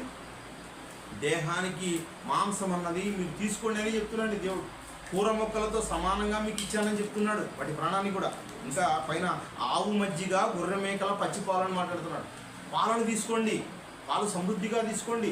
అదేవిధంగా మాంసం తీసుకోండి. ఇంకా కింద వచ్చి గోధుమల మెరికల సారం ఏవైతే పల్సెస్ ఇచ్చాడో, గోధుమలంట కొన్ని ప్రాంతాల్లో నుండి జొన్నలు, రాగులు, సద్దలు, అరికెలు, అంటే ఇవన్నీ కూడా ఏమంటే దేవుడు మనకిచ్చిన ఆహారం. వీటి సారం మనం తీసుకోవాలి అంటే మంచి ఆహార పదార్థాలు తీసుకోవాలండి. కానీ కొద్ది రసాన్ని చేసుకుంటే చాలండి. ఈ రోజుకి ఏదో పూట గడిచిపోతే చాలండి. కానీ ఆస్తి సంపాదించుకుంటూ అంటారు. ఆస్తులు కూర్చుకొని ఏం చేసుకుంటూ అంటారు? దేహాన్ని తగ్గించుకుంటూ ఉంటారు. కానీ బట్టలు కొద్దిమంది కొంటూ ఉంటారు. బట్టల మీద శ్రద్ధ పెడతారా? దేహం మీద పెడతారా? బట్టల మీదే పెడతారు. బట్టలు ఎక్కువగా కొందాం, ఈ దేహం ఏమైపోయినా పర్వాలేదు. తక్కువ తీసుకుంటూ ఉంటారు. కాదండి, ఆహారం బాగా సమృద్ధిగా తీసుకోవాలి. నీ ఆరోగ్య సమృద్ధి ఎక్కడుంది? నువ్వు తీసుకునే ఆహారంలోనే ఉంది. కనుక మంచి ఆహారాన్ని తీసుకోవాలి. ఆహారాన్ని బాగా హ్యాపీగా తీసుకోవాలి, బాగా నమిలి మింగాలి. ఏమంటే దీంట్లోనే కాదండి, ఆకుకూరలు అంటాం అంటే తక్కువ కాస్ట్లో మనకు మునగాకు, ఎక్కడ పోయినా మనకు మునగాకు బాగా లభిస్తుంది. కానీ ఆ మునగాకు తీసుకొని మంచి ఆరోగ్యాన్ని కాపాడుకోవచ్చు అంట. ఆకుని బాగా అంటే ప్రతి ఆదివారం మనం మునగాకు చేసుకున్నాం, లేదా ప్రతి సోమవారం ఏదైనా ఒకటి పెట్టుకోవచ్చండి. అలా కూడా ఎవరైనా పెట్టుకుంటారా? పెట్టుకోవచ్చు. అదేవిధంగా గోంగూర, ఇవన్నీ తక్కువ కాస్ట్లోనే మీకు వచ్చేటివి, మంచి ఆహారం వచ్చేది.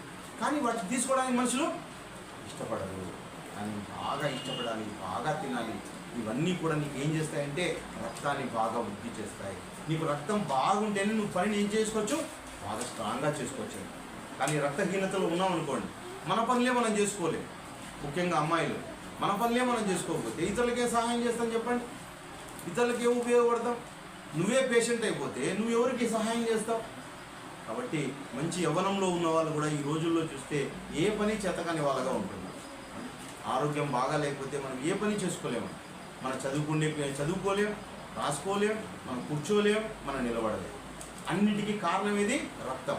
కనుక రక్తాన్ని మనందరం కూడా వృద్ధి చేసుకోవాలని దేవుడు చెప్తూ ఉన్నాడు. అదేవిధంగా రక్తాన్ని ఇచ్చిన దేవుడే ఆ రక్తాన్ని గురించి విచారణ చేస్తానని చెప్తున్నాడు. ఉపయోగించే విధానం, ఇందాక నేను పాయింట్ చెప్పాను, శ్రీధర్ గారికి డబ్బు అన్నీ ఇచ్చి పంపిస్తే నువ్వు ఎలా వాడుతున్నావు దాన్ని వాళ్ళ తల్లిదండ్రులు ఎంక్వైరీ చేయడం కరెక్టా కాదా? ఏమంటే తప్ప చేయాలి, చేస్తేనే వాళ్ళు నిజమైన తల్లిదండ్రులు. అలా కాకుండా అన్నీ నీకు ఇచ్చేసావు, నువ్వు ఎలాగైనా గడుపునైనా అంటే వాళ్ళేం తల్లిదండ్రులు అండి, మంచి చెడు చెప్పకపోతే అని మనమే ప్రశ్నిస్తాం. అలాగే దేవుడు నీకు రక్తాన్ని ఇచ్చిన దేవుడే ఆ రక్తం గురించి ఏం చేస్తాడంట? విచారణ. ఆ రక్తాన్ని ఎలా నువ్వు వాడుతూ ఉన్నావు. లేవీకాండం 17వ అధ్యాయం, లేవీకాండము 17వ అధ్యాయం, లేవీకాండము 17వ అధ్యాయము 11వ మాటలో చాలండి. రక్తం దేహమునకు ప్రాణం అంటే ప్రాణం ఏది? రక్తం. రక్తం మనకి ఏం ఇస్తుంది? ప్రాణం ఇస్తుంది. రక్తం తగ్గితే ప్రాణము పోతుంది. అంటే రక్తమే ప్రాణం. మనం ఏమిట్లో ఉన్నాం? రక్తం ఉంటేనే మనం ఉంటాం. రక్తం లేకపోతే ఈ దేహంలో మనము ఉండము. ఎవరికైనా రక్తం ఇవ్వాలి అన్నా కూడా మనం ఇవ్వండి, రక్తం ఇచ్చి ఒక ప్రాణాన్ని బతికిద్దాం. చూడండి, రక్తం ఇచ్చే వాళ్ళు ఏమంటారు? ఒక ప్రాణాన్ని మేము బ్రతికిస్తున్నాం. రక్తం ఇచ్చే ఒక ప్రాణాన్ని మేము కాపాడుతున్నాం. రక్తదానం చేయండి, ప్రాణదానాన్ని చేయండి. చూడు, రక్తదానం చేసి ఏం చేయాలంటే మనం ప్రాణదానం చేయాలంట. అంటే ప్రాణాన్ని ఇచ్చే అవకాశం ఎవరికి ఉందంట? ఇంకొక మనిషికి ఉందంట. రక్తదానం చేసి ప్రాణదాతల కండి అని రాస్తూ ఉంటారు పిల్లలు. అవునా కదా? మీరు విన్నారా, చూసారా? అలా ప్రాణదానం చేస్తున్నామంటే అర్థమేమి? మీ రక్తంలోనే కాపాడే గుణం ఉంది. మీ రక్తం ద్వారానే మిమ్మల్ని మీరు కూడా కాపాడుకోవాలి. మరొక మాట ఏమంటే, మీ రక్తం ద్వారా మిమ్మల్ని మీరు కాపాడుకోవాలి అంటే అనగా అర్థం ఏమంటే, మీ రక్తమే చెడు చేసేది, మీ రక్తమే మంచి చేసేది. ఏమండి, మానవ దేహంలో ఉన్న మనం ఈరోజు నాకు ఒక 5 లీటర్ల రక్తం ఉందండి. ఉన్నట్లుండి నాకు ఒక 2.5 లీటర్ తగ్గిపోయింది అనుకోండి, లేకపోతే 1.5 లీటర్ తగ్గిపోయింది అనుకోండి, నేను ఏం పని చేస్తాను? నిలవంటే నిలబడలేం, కూర్చోమంటే కూర్చోలేం. ఏ పని చేయమన్నా ఆ పని చేయలేం. అది పాప పని అయినా చేయలేం, మంచి పని అయినా. ఒకవేళ రక్తమే ఉందంటే ఏ పని అయినా చేయొచ్చు. మనం పాపానికి వాడచ్చు, మంచికి వాడచ్చు. అంటే నీ రక్తమే నిన్ను ఏం చేస్తుంది? చెడు మార్గం లేకపోవడానికి కూడా నీకు ఉపయోగపడుతున్నది రక్తం. చెడు పనులు చేయడానికి నిన్ను ప్రోత్సహిస్తున్నది ఏది? నీ రక్తం. రక్తం తగ్గితే నువ్వు ఏం చేస్తావు? ఆ పనులు చేయలేవు. ఏమండి, ఒకరు బలంగా రాయి తీసుకొని ఇంకొకరిని ఇసురుతున్నాడు అనుకోండి, వ్యక్తి ఇసురుతున్నాడు, ఆ మనిషిలో రక్తహీనత ఉండి లేదా రక్తమే లేకపోతే ఏం చేస్తాడు? ఇసరగలడా? ఏమండి, ఇసరలేడు. అంటే ఇసరడానికి శక్తి నీకు ఇస్తానేది ఎవరు? రక్తం. అంటే నువ్వు నీ రక్తాన్ని దేనికోసం వాడుతున్నావు? ఒకరిని కొట్టడానికి, ఒకరిని తిట్టడానికి, ఒకరిని చంపడానికి కూడా నీ రక్తాన్నే ఉపయోగిస్తున్నావు. ఏమండి, నీ రక్తం మొరపెడుతోంది అంటాడు దేవుడు. ఏమండి, ఎవరు? హేబేలు రక్తం నాకు మొరపెడుతోందని కయ్యూని విషయంలో చెప్పాడు. నీ తమ్ముని రక్తం ఏం చేస్తుంది? మొరపెడుతుంది. అంటే ఎవరి రక్తంతో నువ్వు ఏం చేశాడు? ఈయన రక్తంతోనే ఆ మనిషిని చంపాడు, అతని రక్తాన్ని బయటికి తీశాడు. అందుకే దేవుడు ఏమంటా అంటే, రక్తాన్ని గురించి నేను విచారణ చేస్తాను. 9వ అధ్యాయం ఆదికాండం 9వ అధ్యాయం 5వ మాటలో, ఆదికాండము మరియు నీకు ప్రాణమైన మీ రక్తమును గురించి విచారణ చేయుదును. చూడండి 9వ అధ్యాయం 5వ మాటలో మరియు నీకు ప్రాణమైన మీ రక్తమును గూర్చి విచారణ చేయుదును. విచారణ దేవుడు దేని గురించి విచారణ చేస్తాడంట? రక్తాన్ని గురించి. మీకు రక్తం ఇచ్చాను, ఆ రక్తాన్ని నువ్వు ఎలా ఉపయోగించావు? మంచికి ఉపయోగించావా? చెడుకు ఉపయోగించావా? అన్యాయానికి ఉపయోగించావా? అక్రమానికి ఉపయోగించావా? నువ్వు దేనికి ఉపయోగించావు అన్నదాన్ని ఏమండి? సెల్ ఫోన్ చూడడానికే వాడావా? సినిమాల కోసమే వాడావా? క్రికెట్ కోసమే వాడావా నీ దేహంలో ఉన్న రక్తాన్ని? అంతే కదండి, మనుషులంతా దేనికోసం వాడుతున్నారు? నీ రక్తాన్ని దేవుని కోసం ఉపయోగించావా? నీ రక్తాన్ని దేవుని కోసం నువ్వు ప్రయాణించడానికో ఉండడానికో నీ దేహాన్ని ఇచ్చావా? లేదు కదా. నీ రక్తాన్ని నీ కోసం వాడుకున్నావు. నా కోసం ఏం వాడావు? ఇచ్చింది ఎవరు? దేవుడు. ఇచ్చినవాడు విచారణ చేస్తాడు. డబ్బిచ్చిన తల్లిదండ్రులు ఏ విధంగా విచారణ చేస్తారో, ఏమండి, దేహాన్ని ఇచ్చిన తల్లిదండ్రులు అనుకుంటే వాళ్ళు ఏ విధంగా విచారణ చేస్తారో, నువ్వు ఏదైనా తప్పు పని చేస్తే. అదేవిధంగా ఈ దేశంలో ఉంటున్న నీవు, ఈ దేశం గాలి పీలుస్తున్న నీవు, ఈ దేశం చట్టాలను ఉల్లంఘిస్తే ఆ దేశం ఏం చేస్తుంది? చెరసాల్లో బంధిస్తుంది. మేము కదా నేను పోషిస్తున్నది. ఏమండి, ఎవరు పోషిస్తున్నారంట మనల్ని? దేశం పోషిస్తుందంట. అవునా కదా. ఈ దేశపు చట్టాలకు లోబడి నువ్వు పనిచేయాలంటుంది. అదేవిధంగా దేవుడు కూడా ఏం ప్రశ్నిస్తాడు అంటే, నీకు రక్తాన్ని ఇస్తే ఆ రక్తాన్ని నువ్వు ఎలా వాడావు? నీ రక్తాన్ని గురించి విచారణ చేస్తాను. ప్రతి నిమిషాన్ని ప్రతి సెకండ్ను దేవుడు ఏం చేస్తాడండి? రాసేస్తాడండి. ప్రతి పని రాస్తూ ఉంటాడు దేవుడు. ప్రతి క్రియను దేవుడు ఏం చేస్తుంటాడు? గుర్తిస్తూ ఉంటాడు. ఈరోజు రాత్రికాల సమయంలో వెళ్ళి మన యొక్క ఏటీఎంలో డబ్బును డ్రా చేసామనుకోండి. ఈరోజు డేట్ ఎంత? 30వ తేదీ. 30వ తేదీ 11:53 నువ్వు డబ్బు డ్రా చేసావు. నేను డ్రా చేయలేదండి, నా డబ్బులు అకౌంట్లో వెళ్ళిపోయిందండి మనం వెళ్ళామనుకోండి బ్యాంకుకి. ఏటీఎంలో పోయి ఏం చేస్తారు? ఏ సెకండ్కు నువ్వు తీసావు డబ్బులని తీసి చూపించి, నువ్వే కదా అయ్యా తీసావు అంటాడు, లేదా నువ్వే కదా పంపించావు అంటాడు. నీ సెల్లో పోయిందండి అంటాడు. కనుక్కునేకుందా లేదా? దాన్ని ఏమంటాం? విచారణ. అదేవిధంగా దేవుడు కూడా నీ రక్తం గురించి ఏం చేస్తాడంట? విచారణ చేస్తాడు. విచారణ చేసే దేవుడు ఏం చేస్తే నిన్ను దోషిగా నిలబెడతాడు. ప్రతి దేహాన్ని కూడా దేవుడు దోషిగా నిలబెట్టి తీర్పు చేసి దేవుడు ఎక్కడ పంపిస్తాడు? నరకానికి, అగ్నిగుండానికి పంపిస్తాడు. ప్రేమ దేవుని వల్ల భయం కలిగి ఉండాలి. ఎవరైనా మనుషులకు భయం ఉందా?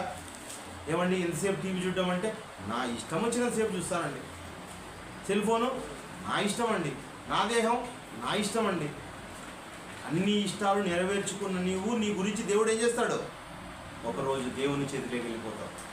అప్పుడు దేవుడు విచారణ చేస్తే నువ్వేం కనపడతావు? దోషిగా కనపడతావు. అన్యాయం చేయబడతావు. కనుక ప్రేమైన దేవుని వాళ్ళ మనిషి రక్తాన్ని ఏం చేయాలంట? జాగ్రత్తగా ఖర్చు చేయాలి, సరిగ్గా వాడాలి. నువ్వు దేవుని పనుల్లో నీ దేహాన్ని వాడాలి, దేవుని పనుల్లో నీ రక్తాన్ని ఖర్చు చేయాలి. అలా కాకుండా పోతే నువ్వేమైతే తెలిసినా కఠినాతి కఠినమైన శిక్షకు వెళ్ళిపోతావు. అదేవిధంగా ఏమండి, చాలామంది మాట్లాడుతూ ఉంటారు, నా రక్తాన్ని నేను దేశం కోసమే ఖర్చు పెడతాను. చూడండి, మనుషులు మాట్లాడుతున్నారు కదా. ఒక రిక్షా దుక్కుతూ ఉంటాడు, రిక్షా కార్మికుడు, రక్తంతో నడుపుతాను రిక్షాని దేంతో నడుపుతానంట? నా రక్తమే నా రిక్షాకు పెట్రోలు. నా రక్తంతోనే నడుపుతాను, నేనే నడుపుతాను. నేను ఒక కార్మికుడిని, నా చెమట బిందువుకి ఎవరు లెక్క కట్టలేరు. ఏవో మాట్లాడుకుంటున్నారు. అదేవిధంగా ఏమండి, తల్లిదండ్రులు ఏమంటారు? మేము కదా నిన్ను రెక్కలు ముక్కలు చేసుకుని మా రక్తం కాల్చి మిమ్మల్ని చదివించామంటారు. ఏమండి, రక్తం కాల్చారని మాట్లాడుతున్నారు, తల్లిదండ్రులు మాట్లాడుతున్నారు. చాలామంది రాజకీయ నాయకులు మాట్లాడుతూ పెద్ద పెద్ద ప్రసంగాలలో నా చివరి రక్తం పొట్టు వరకు ఈ దేశం కోసమే నేను ఖర్చు చేస్తానని మాట్లాడతారు. చేస్తానారా? నోటికి వచ్చిందంతా మాట్లాడుకుంటున్నారు మనుషులు. రక్తం గురించి ఎవరు చెప్పాలి? దేవుడు చెప్పాలండి. ఎలా ఉపయోగించాలో మనిషికి తెలియదు. దేహాన్ని ఎలా వాడాలో, నాలుకను ఎలా వాడాలో, రక్తాన్ని ఎలా వాడాలో ఏ మనిషికి కూడా తెలియదు. పిల్ల సాక్షాత్తు దేవుడే కన్న తండ్రి రాయించిన ఆ మాటల్లోని శక్తిని, సారాన్ని మనం అర్థం చేసుకుంటే అప్పుడు నీ యొక్క దేహాన్ని ఖచ్చితంగా వాడతావు. నీ యొక్క చూపు, నీ మాట, నీ ప్రవర్తన దేవునికి లోబడి నువ్వు జరగాలి. మనం మెడిసిన్ విషయంలో చూస్తుంటామండి. ఏమంటే ఒక మెడిసిన్ని వాడేటప్పుడు ఏం చేయాలంట? మనం మూత తీసుకొని అట్లే తాగకూడదంట. ఏం చేయాలంట? షేక్ వెల్ బిఫోర్, షేక్ చేసి దాన్ని అంతా ఆ తర్వాత దాన్ని వాడాలంట. దేవుడు ఏమంటాడు, ఒకవేళ నువ్వు దేహాన్ని వాడాలనుకో, థింక్ వెల్ బిఫోర్ యూజ్ అంటాడు దేవుడు. ఒక పని చేసే ముందు ఆలోచించి ఆ పని చెయ్యి, ఆ పని చెయ్యాలో లేదో అన్నది ఒక్కసారి నువ్వు ఆలోచించంటాడు.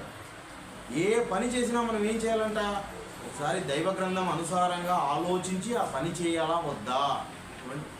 ఆ పని చేయడం వల్ల ఎవరికైనా నష్టమా, ఎవరికైనా కష్టమా, దేవునికి కష్టమా? మొదట ప్రతి పని విషయంలో కూడా ఏం చేయాలంట, మనిషి ఆలోచించాలని చెప్తున్నాడు. ప్రేమ దేవుని వాడారా, లోకాలను కలిగించిన వాడు సృష్టికర్త ఎవరు, యేసుక్రీస్తుల వారు కూడా. ఆ సృష్టికర్తనే ఈ దేహాన్ని, ఈ రక్తాన్ని ఎలా వాడాడో చెప్తున్నాడు. అని మనమందరూ ఎలా వాడాలి అంటేనా, ఎవరైనా వాడిన వాళ్ళని చూడాలి కదా అంట. ఆయన ఎలా వాడాడో చూద్దాం. హెబ్రీయులకు రాసిన పత్రిక 10వ అధ్యాయము, హెబ్రీయులకు రాసిన పత్రిక 10వ అధ్యాయం, హెబ్రీయులకు రాసిన పత్రిక 10వ అధ్యాయం 5వ మాటలో, కాబట్టి ఆయన ఈ లోకమందు ప్రవేశించినప్పుడు ఇలాగ చెబుతున్నాడు. ఆయన అనగా యేసుక్రీస్తుల వారు ఈ లోకమందు ప్రవేశించినప్పుడు ఈలాగు చెప్పుచున్నాడు, బలియు అర్పణయు నీవు కోరలేదు గాని నాకు ఒక శరీరమును అమర్చితివి, పూర్ణ హోమములు పాప పరిహార బలులను నీకు ఇష్టమైనవి కావు. అప్పుడు నేను గ్రంథపు చుట్టలో నన్ను గూర్చి వ్రాయబడిన ప్రకారం దేవా నీ చిత్తము నెరవేర్చుటకు ఇదిగో నేను వచ్చి ఉన్నానండి. నీ చిత్తం నెరవేర్చుటకు ఇదిగో నేను వచ్చి ఉన్నాను. నీ చిత్తం నెరవేర్చుటకు అంటే మానవ దేహం ఎందుకు ఇవ్వబడిందంట, మానవునికి రక్తం ఎందుకు ఇవ్వబడిందంట, దేవుని చిత్తం నెరవేర్చుటకు. దేవుని ఇష్టాన్ని నెరవేర్చడానికే మీకు దేహం ఇవ్వబడింది. దేవుని ఇష్టాన్ని నెరవేర్చడానికే దేవుడు నీకు ఏమి ఇస్తున్నంటే నీకు రక్తాన్ని ఇచ్చాడు. దేవుడు నీకు ఈ సృష్టిలో అన్ని పెట్టాడు అంటే పశువుల్ని, పక్షులని, మాంసాలని, అంటే పాలు, లేకపోతే ఈ గోధుమలు అంటున్నాము, పల్సెస్ అంటున్నాము, కాయగూరలు అంటున్నాము, ఇవన్నీ నువ్వు తినాలని కోరుకుంటున్నాడు దేవుడు. అంటే వీటన్నిటిని ఎందుకు ఇచ్చాడంటే దేవుని ఇష్టాన్ని నువ్వు నెరవేర్చడానికే. నీ ఇష్టాన్ని నువ్వు నెరవేర్చుకోవడానికి కాదండి. నీ కళ్ళు నీ ఇష్టం కాదు, దేవుని ఇష్టం నెరవేర్చాలి. నీ చెవులు ఎవరి ఇష్టం నెరవేర్చాలి, దేవుని ఇష్టం నెరవేర్చాలి. నీ దేహం దేవుని ఇష్టం నెరవేర్చాలి. కనుకనే యేసుక్రీస్తుల వారు దేహాన్ని తీసుకొని వచ్చేది ఏం చేశాడంట, నాకు ఒక శరీరం అమర్చితివి, నేను నా ఇష్టం కాదు కానీ ఎవరి ఇష్టం నెరవేర్చాలి, నీ ఇష్టం నెరవేర్చాలి అంటున్నారు. గ్రంథపు చుట్టలో నన్ను గూర్చి వ్రాయబడిన ప్రకారము దేవా నీ ఇష్టం నెరవేర్చుటకు ఇదిగో నేను వచ్చి ఉన్నాను. దేవుని ఇష్టం నెరవేర్చాలి. నీ రక్తం ఎవరి ఇష్టం నెరవేర్చాలి, దేవుని ఇష్టం నెరవేర్చాలి. ఒకనాడు యేసుక్రీస్తుల వారికి ఇచ్చిన రక్తం అన్నదని మనుషులందరి పాప విమోచన కోసం ఆయన వాడాడు. చూడండి, యేసుక్రీస్తుల వారి రక్తం ఎలాంటిదంట, అది పరిశుద్ధమైన రక్తం, పవిత్రమైన రక్తం, నిష్కలంకరమైన రక్తం, పాపుల్లో చేరక ప్రత్యేకించబడిన రక్తం. ఆ రక్తం మనల్ని ఏం చేస్తుందంటే మనల్ని పాపంలో నుంచి విమోచించింది. చాలామంది బాప్తిసం తీసుకోమంటే నాకెందుకండి అని అర్థం కావాలి కదా. నువ్వు పాపములో ఉన్నావన్న సంగతి మనిషికి అర్థం కావడం లేదని. మనిషికి అర్థమైతే ఇదిగో ఈ పాపం నుంచి తీసేసేది యేసుక్రీస్తు రక్తం. చూడండి అక్కడ చెప్పిన మత్తయి సువార్త 20వ అధ్యాయంలో, మత్తయి సువార్త 20వ అధ్యాయం 28లో, మత్తయి సువార్త 20వ అధ్యాయం 20వ అధ్యాయము. అలాగే మనుష్య కుమారుడు పరిచారం చేయించుకున్నట్టుకు రాలేదు గాని పరిచారం చేయుటకును అనేకులకు ప్రతిగా విమోచన వేతనముగా తన ప్రాణము నిచ్చుటకు వచ్చినని చెప్పాను. చూడండి, తన ప్రాణం అంటే ఏమండి, రక్తం. అనేకులకు ప్రతిగా విమోచన క్రయధనముగా తన రక్తమునిచ్చుటకు వచ్చెను. ఆయన రక్తం ఇస్తాడంట పిల్లల, ఆయన రక్తం కారుస్తాడంట. ఆ రక్తం కార్చడం ద్వారా, ఆ రక్తం ద్వారా ఏం చేస్తాడంట, మనుషులందరి ప్రాణాలను విమోచిస్తాడు. విమోచన, విడుదల. ఎందుకు మనుషులకు విడుదల, విమోచన కావాలి? వాళ్ళందరూ సాతాను కట్ల చేత బంధించబడి ఉన్నారు. లోకంలో ఉన్నవన్నీ కట్టేశాయి. వాళ్ళు, వాళ్ళ ఆస్తులు, వాళ్ళ తల్లులు, వాళ్ళ తండ్రులు, వాళ్ళ చెడు మాటలు, వాళ్ళ అవిశ్వాసం, అవిధేయత, వాటన్ని కట్లతో కట్టబడి ఉన్నాడు మనిషి. అలా కట్టబడిన ఆ మనిషిని యేసు రక్తం ద్వారా విమోచించి దేవునికి శత్రువులుగా ఉన్న ప్రజలను ఏం చేస్తాడు, దేవునికి ఇష్టలుగా మారుస్తాడు. ఆ ఇష్టలుగా మార్చే క్రియ ఎవరు చేస్తున్నారంట, యేసుక్రీస్తుల వారు చేస్తున్నారు. నేను పరిచారం చేయించుకున్నట్టుకుంటున్నాడు. ఆయన రాజండి, యేసుక్రీస్తు ప్రభువు. ఆయన చక్రవర్తి, పోషించేవాడు. నేను పరిచారం చేయించుకున్నా. ఒకవేళ ఆయన రాజుగా పుడతాడు అన్నాడు కదా, ఆయనే ఒకవేళ రాజుగా పుట్టి ఏం చేశారు? మనుషులందరూ ఏం చేయాలి? ఆయనకి పరిచారం చేయాలి. ఆయన పోతూ ఉంటే ముందర సైన్యం, వెనకాల సైన్యం. ఏమండి? కానీ ఆయన ఏమంటున్నాడు? నేను పరిచారం చేయించుకుంటూ రాలేదే కానీ పరిచారం చేయుటకును అనేకులకు ప్రతిగా విమోచన క్రైతనంగా నా ప్రాణాన్ని ఇవ్వడానికి వచ్చాను. నేను ప్రాణాన్ని ఇవ్వడానికి వచ్చాను అని చెప్తున్నాను. అంటే నా రక్తాన్ని పెట్టడానికి వచ్చాను నేను. ఏమండి? అదేవిధంగా కొన్ని మాటలు చూసుకొని మనం ఊహించుకుందాం. యోహాను రాసిన మొదటి పత్రిక ఆయన ఎక్కడున్నాడు? యేసుక్రీస్తుల వారు వెలుగులో నడిచారు. ప్రేమ దేవుని వారు యేసుక్రీస్తుల వారు అబద్ధం చెప్పలేదు. అర్థమవుతుందా మీకు? యేసుక్రీస్తుల వారు ఎప్పుడైనా అబద్ధం చెప్పారా? అన్యాయం చేశారా? మనం ఏం మాట్లాడతాం? అబద్ధం చెప్పకుండా బతకలేం రా. విన్నారు ఈ మాట? అన్యాయం చేయకుండా ఎట్లా బతుకుతావు అయ్యా నువ్వు? సత్యం మాట్లాడితే ఎట్లా బతుకుతావు? సత్యం మాట్లాడకుండా మనం బతకలేమని మాట్లాడతాం. కనుక ప్రేమ దేవుని వాళ్ళరా, ఆయన వెలుగులో నడిచాడు. మొదటి యోహాను పత్రిక 1వ అధ్యాయం 7వ వచనంలో ఆయన వెలుగులో ఉన్న ప్రకారము మనము వెలుగులో నడిచిన ఎడల మనము అన్యోన్య సహవాసం గలవారమై ఉందుము. అప్పుడు ఆయన కుమారుడైన యేసు రక్తము ప్రతి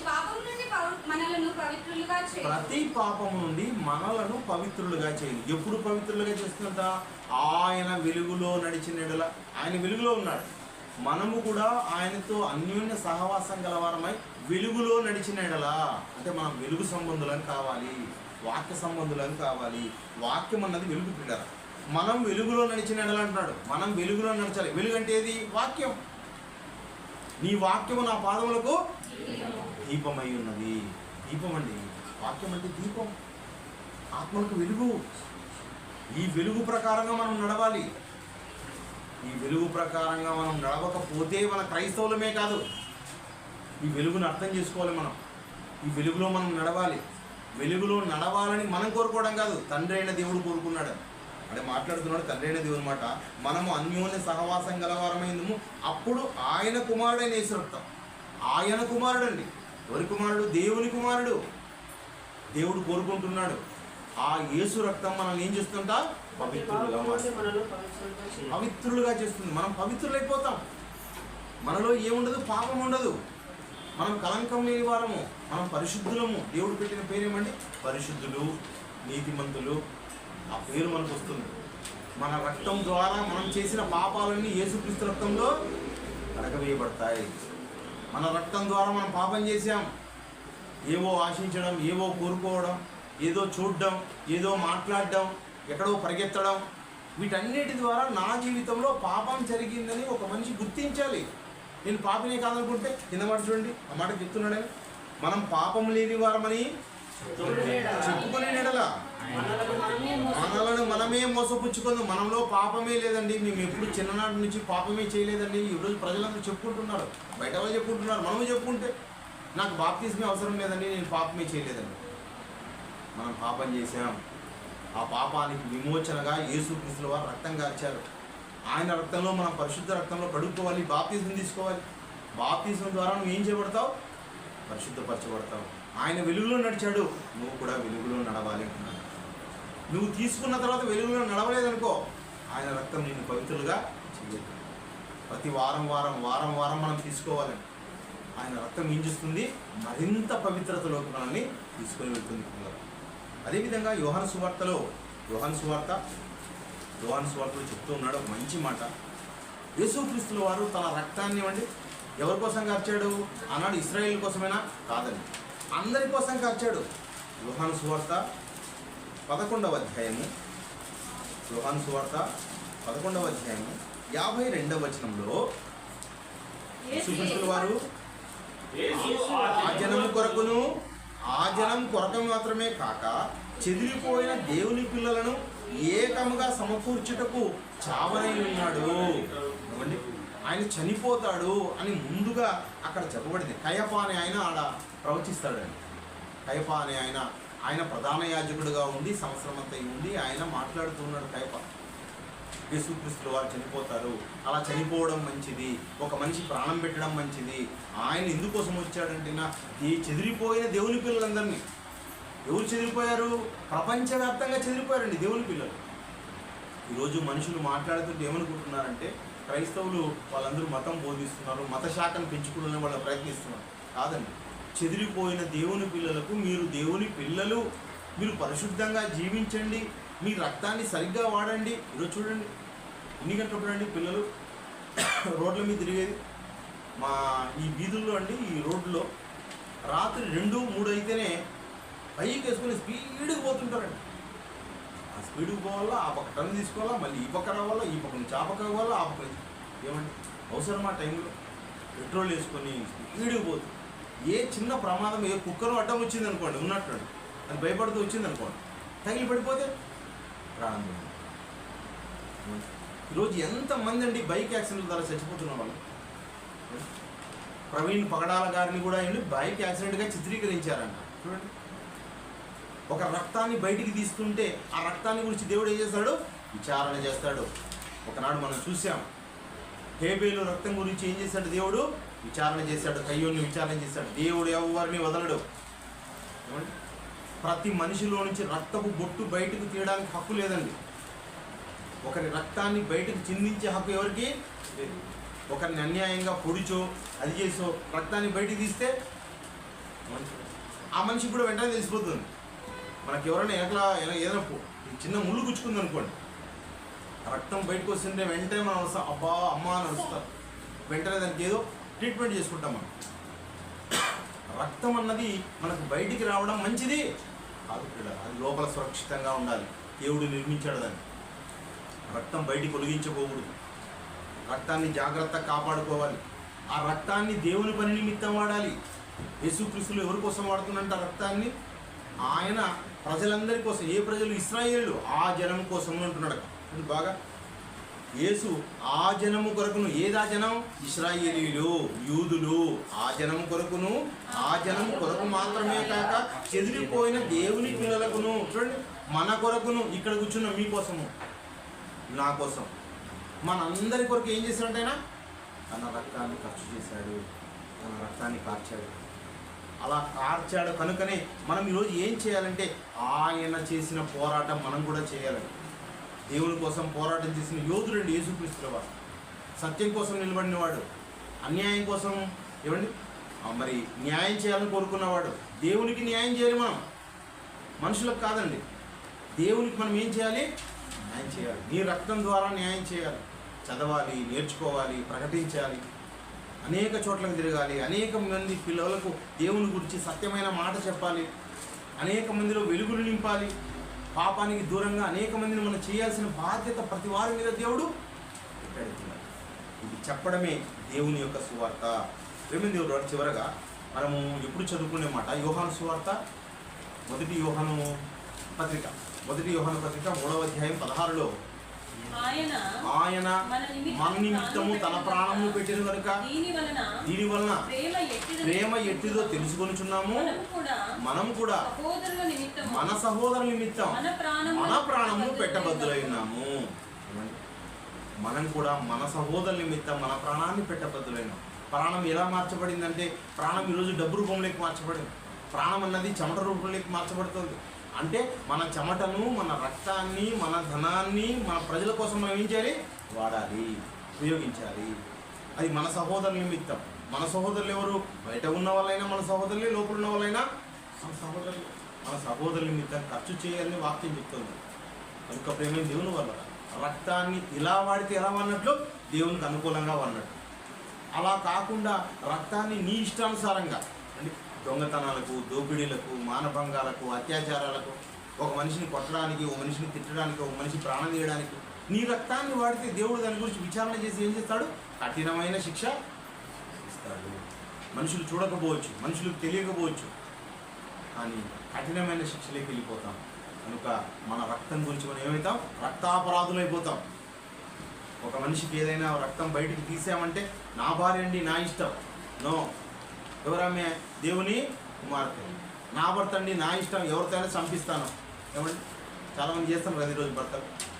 నా పిల్లలు నా ఇష్టం, నేను కొడతాను, రక్తమైనా బయటకు వచ్చినా వదిలిపెట్టాలంటే చాలామంది ఈరోజు చేస్తున్నారు. తండ్రులు చంపేస్తున్నారండి పిల్లల్ని, చదవలేదంట అంటే కాళ్ళు చేతులు కట్టేసి ఒక బకెట్లకి తలకాయ తీసినాడు ఆయన. ఏమైపోతుంది సమాజం అంటే? ఈ సమాజానికి ఏది అర్థం అవడం లేదు. చదువుకున్న వాళ్ళే అజ్ఞానులుగా ప్రవర్తిస్తున్నారు. వాళ్ళకు ఏది చదువో తెలియదు. నిజమైన జ్ఞానం దేవుని జ్ఞానం. మనిషిని చంపితే కఠినమైన శిక్ష, నరహత్య మహా పాపం. ఒకరిని తిట్టడమే పాపం అంటే, ఒకరిని అవమానించడమే పాపం అనుకుంటే, ప్రాణాన్ని తీస్తే చాలా పాపం. కనుక ప్రేమైన దేవుని వాళ్ళ హ్యూమటాలజీకి చరిత్ర తెలియదు. దేవుడు ఎందుకోసం రక్తం ఇచ్చాడో, దేనికోసం వాడాలో, అలా వాడకపోతే ఎలాంటి శిక్ష ఉంటుందో ఈ చరిత్రకు హ్యూమటాలజీ అనే శాస్త్రానికి తెలియదు. అది రక్తాన్ని వర్గాల గురించి చెప్తుంది అంతే. అది చెప్పేది రోగాల గురించి చెప్తుంది. ఏవో ఇన్ని లక్షలు ఉన్నాయి, అవి ఉన్నాయి, ఇవి ఉన్నాయని చెప్తుంది. ఇవి తగ్గితే కష్టమండి, తెల్ల రక్తకణాలు తగ్గిపోయాయండి, ఇలా పెంచుకోవాలని చెప్తుంది ఏదో. కానీ ఆ రక్తాన్ని ఉపయోగించే విధానం ఎక్కడ చెప్పాడు? దేవుడు చెప్పాడు. కనుక ప్రేమైన దేవుని వల్ల ఇది ప్రపంచానికి, శాస్త్రానికి తెలియని జ్ఞానం, శాస్త్రానికి మించిన జ్ఞానం, శాస్త్రాతీతమైన జ్ఞానం. ఈ శాస్త్రాతీతమైన జ్ఞానం తెలుసుకుని నేర్చుకున్న మనం మన రక్తాన్ని సరిగా ఉపయోగించాలంటే మన దేహాన్ని సరిగా వాడాలి. ఒక బండి నిండా పెట్రోల్ వేయించాలనుకోండి, పోయి నువ్వు పలానా చోట పోయి 2 పనులు చేసుకొని రావు అంటే మనం మన ఇష్టానుసారం తిరిగామనుకోండి. తిరిగి వచ్చిన తర్వాత ఆ పనులు అయిపోయాయంటే, లేదు నేను ఏదో బయటికి పోసి వచ్చాను, సరదాగా గడిపేశానంటే, నీకు విలువైన టైము ఇచ్చి బండి ఇచ్చి పెట్రోల్ కొట్టిస్తే నువ్వు చేయాల్సిన పని చేయలేదు. దేహంలో పెట్రోల్ ఏదో తెలుసా? రక్తం. ఆ రక్తం వల్ల నువ్వు తిరుగుతున్నావు. దేహం ఒక యంత్రం. దేహం ఏదండి? యంత్రం, కారు లాంటిది. అదేవిధంగా ఒక బండి లాంటిది. దాంట్లో తిప్పే శక్తి ఏది? ఆత్మ. అదే నువ్వు స్త్రీని కాబట్టి, పురుషుని కాబట్టి ఏవో తప్పులు చేశారంటే దేవుడు ఒప్పుకోడు.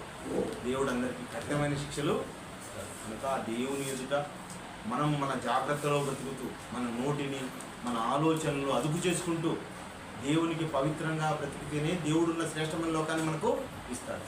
కనుక అలా రక్తాన్ని మనం వాడాలని యేసుక్రీస్తు వారు మనకు ప్రబోధిస్తున్నారు. ప్రార్థన చేసుకుంటున్నారు. దయగలిగిన మా తండ్రి, మీకు వందనాలు తెలుస్తున్నాను. శ్రేష్టమైన సంగతులను తండ్రి మాకు తెలియపరిచే విధానం బట్టి వందనాలు.